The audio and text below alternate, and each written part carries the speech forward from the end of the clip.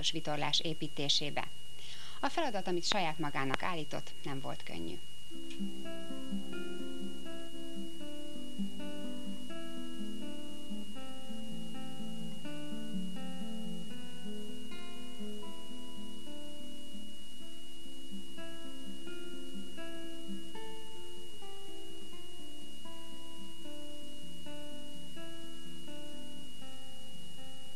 Az eredeti tanult szakmám az mélyfúró.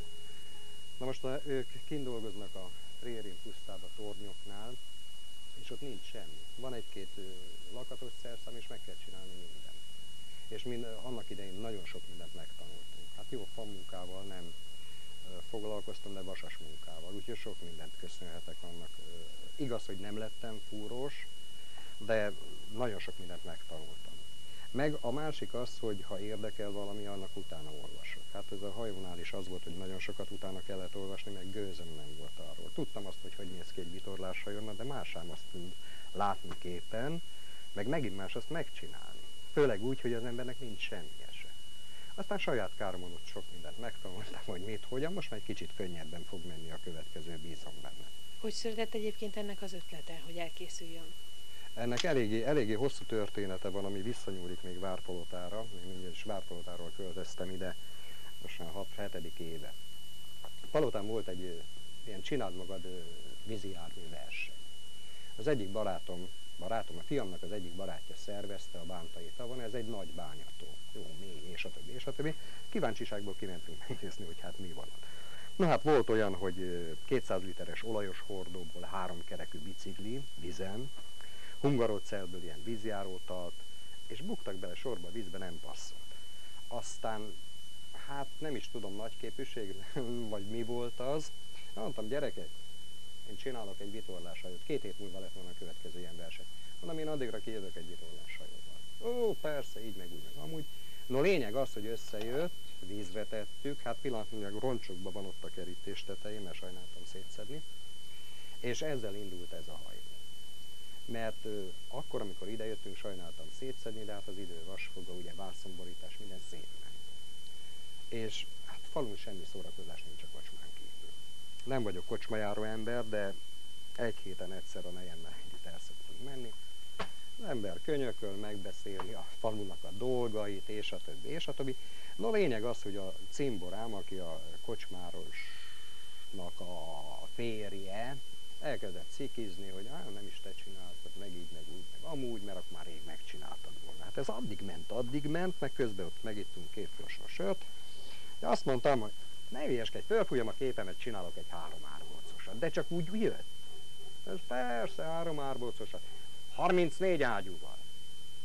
Így úgy, amúgy úgy se lesz belőle semmi.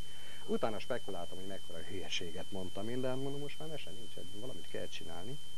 Kerestem kibúvót, mondom, nincs anyagom, azt adok én. Mi kell? Raklapdeszka. Hát ilyen hát rendes raklapdeszka, ugye nem kell bemutatni, hogy milyen. No, abból indult a hajó, dekopírfűrésszel 2-3 mm-es csikokra felvágni, megcsiszolni, és a többi, és a többi. Így összejött egy hajótest. Pocsék volt, fogtam, szétszedtem, csináltam másikat. Na, a másik az már megmaradt, és aztán hát ugye apránként.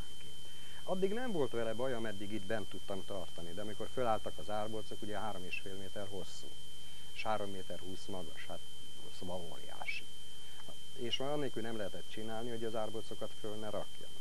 Hát akkor kellett oda kintre az a tető, és a többi, és a többi. Aztán hát így szép apránként alakult.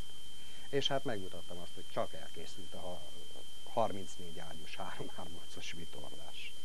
A fiam meg a vejem próbált szerezni könyvtárba, de szóval ennek annyira pici az irodalma, hogy név szerint meg lehet nevezni azt az 1-2 magyar illetőt, aki foglalkozik ilyesmivel. Hát az egyik a Marjai, na ő neki van egy ilyen, hogy hajómodellek, és abban van 1-2 dolog. Szóval sok mindent ki kellett spekulálni, hogy mint. Hát például a kokáért az orárbolcnál, a hajónak az elején, egy ilyen vitorlás hajónál, tehát egy igazinál. Ott van 34 darab ilyen kis szeg, ami kötélfogó szeg, ami a köteletet fogja. Na most ez 3,5 méter. Itt nem lehetett elhelyezni, tehát muszáj volt csalni. Aztán, hát akkor még egy ekkora modellnél, szóval lehetetlen megcsinálni. Na most arra is aztán különböző dolgok jöttek, hogy mit, hogyan. Hát ahhoz, hogy az igazira hasonlítson, szóval kompromisszumokat kellett kötni. Na a vége az lett, hogy a kezembe került egy ilyen csavar, és tekintettel arra, hogy hát a vasas szakmában eléggé otthon vagyok, gyorsan ráhegesztettem ilyen pöcköket. Igen ám, de hát ez így nagyon rondán néz ki, hát ezt nem lehet föltenni. Mit csináljak? Hát autókkal is foglalkoztam valamikor, voltak még fékcső darabjai. Lada, vörösrész fékcső, hát jött rá egy darab vörösrész. Le lett festve minden, meg lehet nézni, most már egész jól néz ki. Szóval tulajdonképpen így működött. Vagy ahhoz, hogy csiszolni lehessen, ahhoz nem lehet fémszeget használni, mert ugye fa és a fém összeveszik. Faszög kellett. Na most amit a Schusterok használnak, faszög, az nem volt jó. Hát erre is csinálni kellett. Nejem ment hurkapálca, én mentem oda a köszörűhöz, darabonként szépen vagdostam a hurkapálcából a pici faszögeket, és azzal lett szegelve.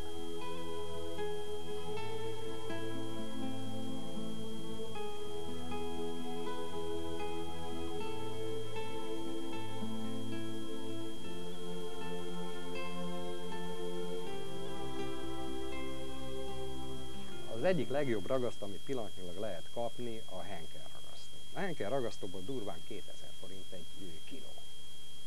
Egy olyan literre van. Na most hát ez nagyon sok kell. Na most nem akarom azt mondani, de hogyha én azt mondom, a nejemnek, nyugdíjas vagyok, ugye nálunk be van osztva minden forint, de azt mondom, hogy most nekem kell 6000 forint ragasztóra, hát lehet, hogy megdicsér, vagy esetleg valami más van, tehát meg kellett oldani. Aztán eszembe jutottak tejfölös poharak, hogy hoppá, mondom, ezt oldja a nitrohigító. Na nézzük meg, hogy ez hogy működik. Hát aztán olyan vége az lett, hogy föl lett vágva ilyen miszlikbe, bele az üvegbe, nitrohigító rá, és lett belőle ilyen szuper ragasztó. Amivel a hajó ragasztva lett. Hát látszik is a festék dolgok benne. Nem került különösebb pénzbe. 2000 forint helyett meg volt, mit tudom én, egy 300 forintból nekem egy kiló ragasztó. Szóval nem mindegy.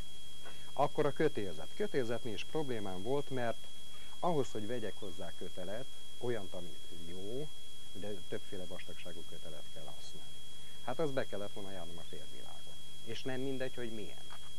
Na akkor megint jött az ötlet, hogy ilyen zsákvaró cérna. Na ez az alapja ennek. Ahova vékonyabb kellett, ott vékonyabbat fontam, ahova vastagabb, vastagabb. Ez pillanatnyilag ez egy 8-as kötél, tehát 800-ból van. Ez olyan erős, hogy egy Lada motort megtart. Az pedig 100 kg környékén jár. Szóval így jött össze. Akkor a csigáknál, hát ugye ez a ruszki csoda, azt is valahogy meg kellett csinálni. Először a barátomnál próbáltuk megcsinálni, neki van faesztergapadja, és hát ilyen lett belőle. Ez használhatatlan. Hát valamit kell csinálni, meg másik az, hogy átszomszédolni oda, és a többi, szóval az nem volt jó. Aztán mondom, megpróbálom azzal. Hát aztán abból lett, azon már ilyen csigák készültek. Ez is egy kicsit vastag, de már használható. Aztán hát ugye ezek le vannak darabolva, rendesen megvan benne ugye a furat, csiszológépen, ami szintén egy házi készítés, ugye fogó, le van csiszolva olyan méretre, amilyenre kell, utána meg kell fúrni minimum 3 helyen, mert ebbe jön bele a kötél. És akkor megvan a hajónak a csigája.